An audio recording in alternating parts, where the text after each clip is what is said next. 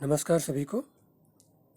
आज हम सीखने के क्रम में इतिहास हिस्ट्री विषय के अंतर्गत जिस टॉपिक पर चर्चा करेंगे वह है भारतीय राष्ट्रीय आंदोलन। भारतीय राष्ट्रीय आंदोलन के अंतर्गत जो इसके इम्पोर्टेंट पॉइंट है उसको सामान्य ज्ञान जनरल नॉलेज की दृष्टि से भी बिंदुवार आज के वीडियो में संजोया गया है। तो आज के इस टॉपिक में हम कक्षा से जुड़े हुए इम्पोर्टेंट पॉइंट के साथ ही साथ विभिन्न प्रतियोगी परीक्षाओं के लिए भी इस वीडियो का उपयोग कर सकते हैं या देख सकते हैं। तो आज के इस वीडियो को हम आगे बढ़ाते हैं और देखते हैं कि मुख्य रूप से हम आज के वीडियो में जो हाइलाइट्स है किन किन बिंदुओं पर बात करेंगे उसे सबसे पहले देखते हैं। तो सबसे पहले हम देखेंगे अधिवेशन, जो विभिन्न अधिवेशन हुए उनके बारे में जानेंगे। फिर देखेंगे नरम दल गरम दल। उसके बाद देखेंगे प्रमुख राष्ट्रीय घटनाएं क्या क्या हुई। उसके बाद जलियांवाला बाग हत्याकांड। फिर अंत में देखेंगे प्रमुख राष्ट्रीय नेता और उनका योगदान, जो राष्ट्रीय आंदोलन हुआ उनमें उनका क्या योगदान रहा, इसके बारे में हम विस्तार से देखेंगे। तो चलिए आज की वीडियो को आगे बढ़ाते हैं। 1857 की क्रांति के बाद पूरे भारतवर्ष में राजनीतिक एकीकरण की शुरुआत हुई, अर्थात राजनीतिक रूप से सभी एक सूत्र में बनने लगे। भारतीय राष्ट्रीय कांग्रेस का प्रथम अधिवेशन बम्बई में 1885 में हुआ। अक्सर ये पूछा जाता है कि भारतीय राष्ट्रीय कांग्रेस का अधिवेशन कब और कहाँ हुआ, तो बता सकते हैं कि भारतीय राष्ट्रीय कांग्रेस का प्रथम अधिवेशन बम्बई में 1885 में हुआ। व्योमेश चंद्र बनर्जी, जो ये अधिवेशन हुआ बम्बई में, उसके अध्यक्ष थे। उसके बाद 1906 में कांग्रेस का अधिवेशन कलकत्ता में हुआ। इसके अध्यक्ष थे दादा भाई नौरोजी। बंगाल प्रांत का विभाजन 1905 में लॉर्ड कर्जन ने किया। ये इम्पोर्टेंट पॉइंट है, पूछा जाता है अक्सर कि बंगाल प्रांत का विभाजन कब और किसने किया, तो 1905 में लॉर्ड कर्जन ने किया।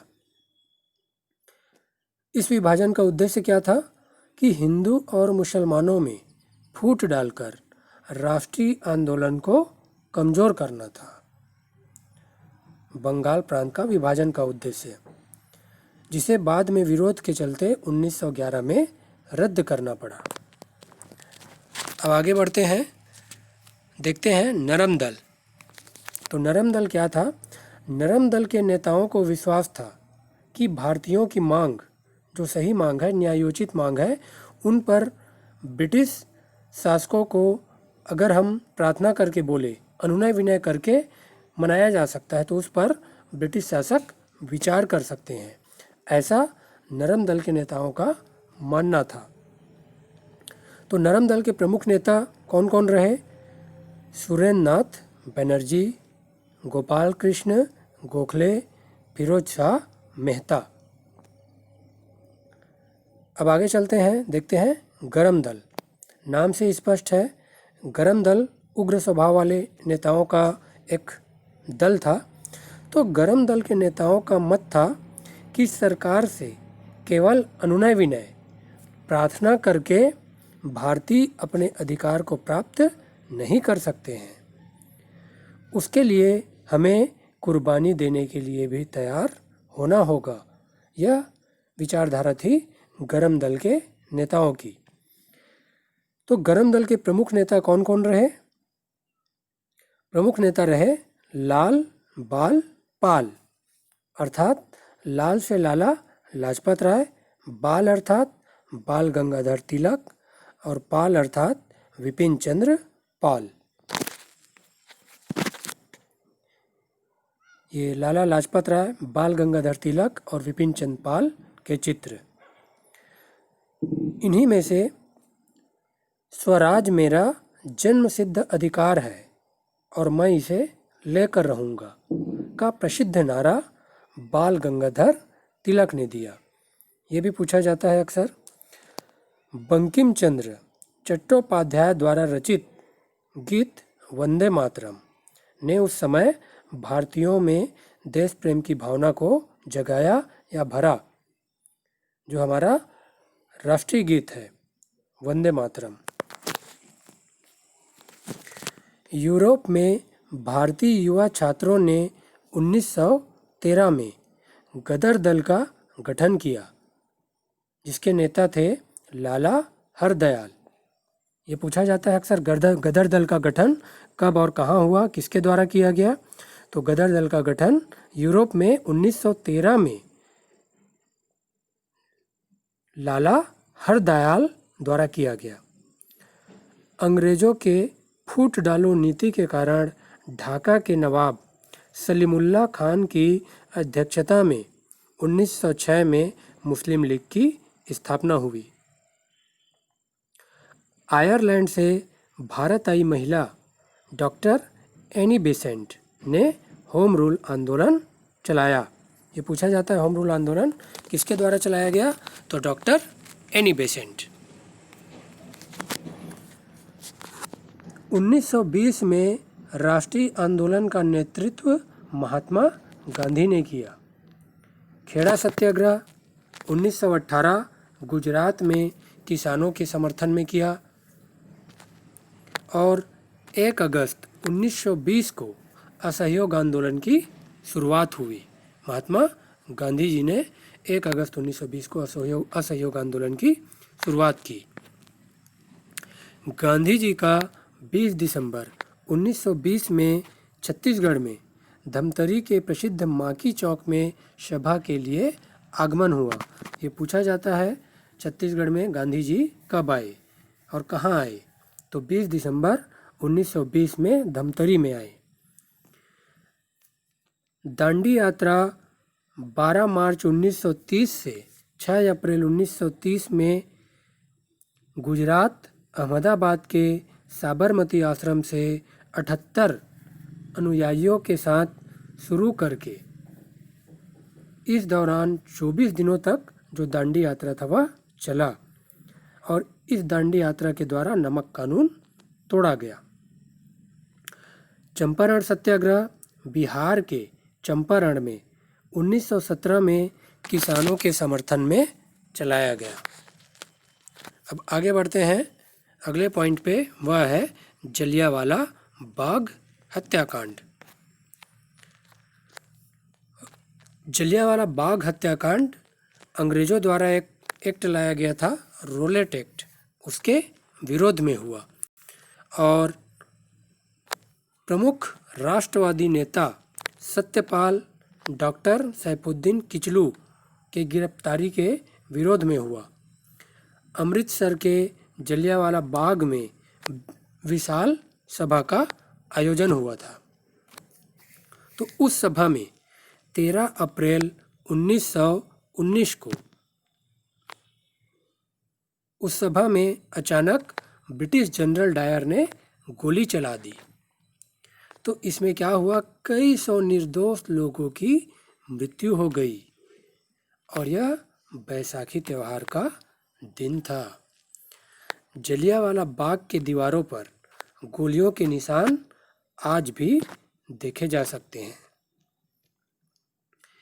इसके विरोध में कविवर रविन्द्रनाथ टैगोर ने ब्रिटिश सरकार द्वारा प्रदत्त सर की उपाधि का परित्याग कर दिया।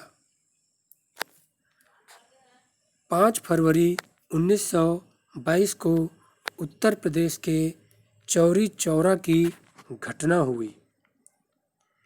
इसी समय गांधी जी ने असहयोग आंदोलन वापस ले लिया और जब गांधी जी द्वारा असहयोग आंदोलन वापस लिया गया तो उस रिक्तता की पूर्ति के लिए अन्य जो महान क्रांतिकारी नेता हुए वे आगे आए और उनकी अलग अलग गतिविधियां क्या क्या रही उसे हम आगे जानेंगे।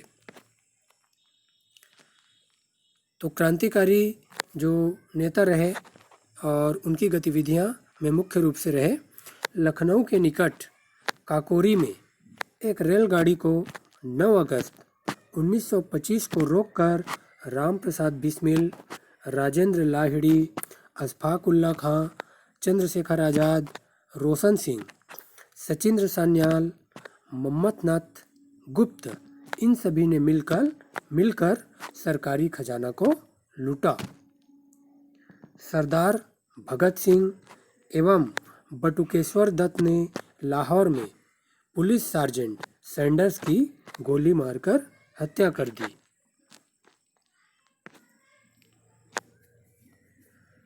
सैंडर्स ने एक प्रदर्शन के दौरान लाला लाजपत राय पर लाठियां बरसाई थी।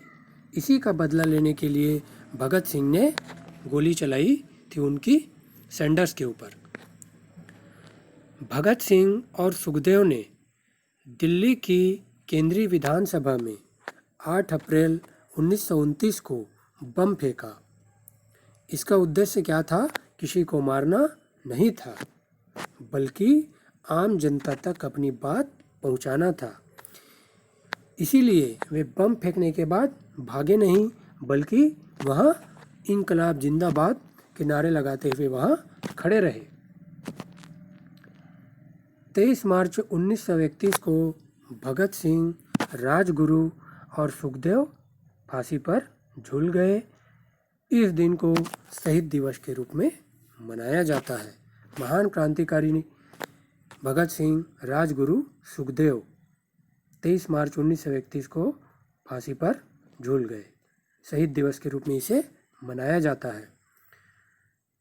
इनके साथ ही साथ सुभाष चंद्र बोस एक कुशाग्र बुद्धि के राष्ट्रीय नेता थे, जिन्होंने इंडियन सिविल सर्विस की प्रतिष्ठित सरकारी नौकरी से त्यागपत्र देकर राष्ट्रहित को चुना। वे नेताजी के नाम से लोकप्रिय हुए।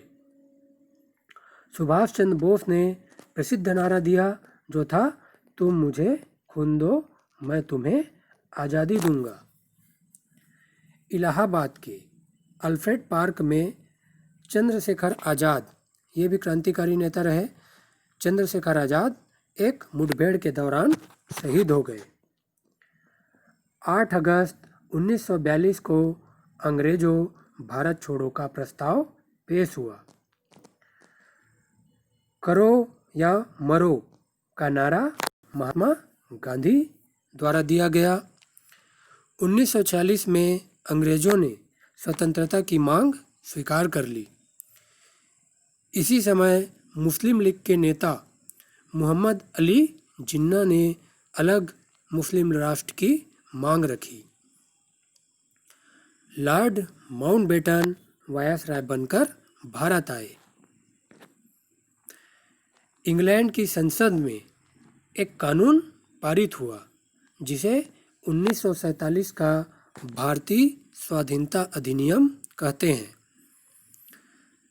तो 1947 में भारतीय स्वाधीनता अधिनियम के अंतर्गत भारत और पाकिस्तान 2 स्वतंत्र राष्ट्र में बांट दिया गया। जो भारत एक था, उसे इस अधिनियम के अंतर्गत 1947 में भारत और पाकिस्तान 2 अलग राष्ट्र में बांट दिया गया। इसीलिए भारत 15 अगस्त तथा पाकिस्तान 14 अगस्त को अपना स्वतंत्रता दिवस मनाता है। पंडित जवाहरलाल नेहरू स्वतंत्र भारत के प्रथम प्रधानमंत्री बने आज़ादी के बाद। तो आज के इस वीडियो में हमने भारतीय राष्ट्रीय आंदोलन के जो महत्वपूर्ण बिंदु रहे उसे क्रम से देखा, और साथ ही साथ आप इस वीडियो के डिस्क्रिप्शन में हमारे इस टॉपिक से जुड़े हुए ब्लॉग पोस्ट को भी देखकर सीख सकते हैं, जान सकते हैं। इस टॉपिक से जुड़े हुए महत्वपूर्ण बिंदुओं और अन्य बिंदुओं के बारे में भी जान सकते हैं। तो ऐसे ही एजुकेशनल वीडियो देखने के लिए आप सभी हमारे साथ जुड़े रहिए और आप सभी का हमारे साथ जुड़े रहने के लिए बहुत बहुत धन्यवाद।